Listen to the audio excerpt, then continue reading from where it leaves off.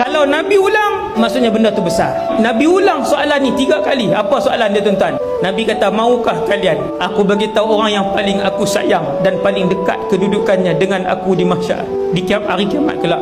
Tuan-tuan, maksudnya benda ni susah dan penting. Ya, wahai pesuruh Allah, kami nak tahu. Nabi kata, ahsanukum khuluqa, yang paling baik perangainya.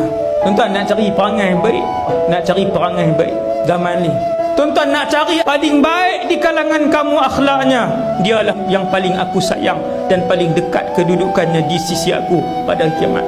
Dia duduk dekat dengan aku boleh nampak dia, dia boleh nampak aku. Tuan-tuan, di padang mahsyar esok, bila Allah sebut dalam Quran, wa idzal wuhushu husyirat, apabila binatang-binatang dibangkitkan dan dihimpunkan oleh Allah di padang mahsyar. Luas mana mahsyar itu? Binatang saja, belum manusia lagi. Tuan-tuan, nak nampak muka Nabi di mahsyar?